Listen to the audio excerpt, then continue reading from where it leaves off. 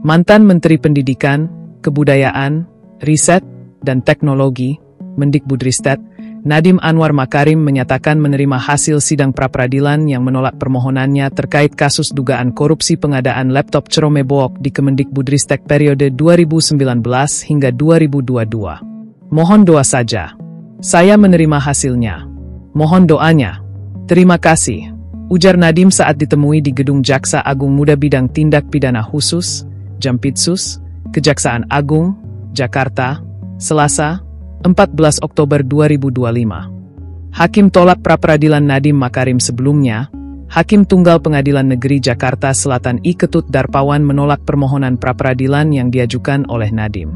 Sidang putusan digelar pada Senin, 13 Oktober 2025. Dalam pertimbangannya, Ketut menegaskan bahwa penyidikan oleh Kejaksaan Agung, Kejagung, telah sesuai dengan hukum acara pidana dan sah secara hukum. Secara formal, termohon, Kejagung, telah memiliki 4 alat bukti yang sah menurut ketentuan pasal 184 KUHP sebagai dasar untuk menetapkan pemohon, Nadiem Makarim, sebagai tersangka, kata Ketut dalam sidang putusan. Selain itu, Hakim juga menilai bahwa penahanan terhadap Nadiem telah dilakukan sesuai dengan prosedur hukum yang berlaku. Nadiem diperiksa sebagai tersangka Kepala Pusat Penerangan Hukum, Kapus Penkum.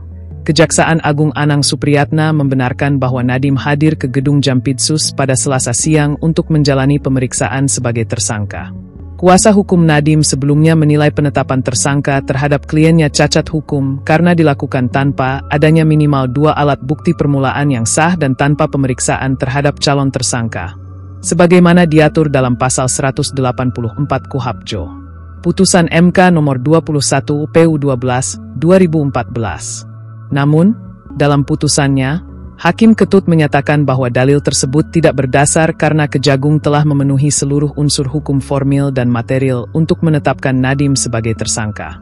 Usai sidang, istri Nadiem, Franka Franklin, mengaku kecewa atas putusan hakim yang menolak permohonan pra-peradilan tersebut. Franka menegaskan, pihak keluarga dan tim pengacara akan mencari jalan hukum lain sesuai koridor peraturan perundang-undangan yang berlaku. Dalam kasus ini, Nadiem dijerat dengan pasal 2 ayat 1 atau pasal 3 Yungto pasal 18 Undang-Undang nomor 31 tahun 1999 sebagaimana diubah dengan UU nomor 20 tahun 2001 tentang pemberantasan tindak pidana korupsi Yungto pasal 55 ayat 1 pertama KUHP. Kasus dugaan korupsi ini berkaitan dengan pengadaan laptop Ceromebook untuk sekolah-sekolah di bawah naungan Kemendikbudristek. Proyek ini disebut menimbulkan kerugian keuangan negara dan kini tengah ditelusuri lebih lanjut oleh penyidik Kejagung.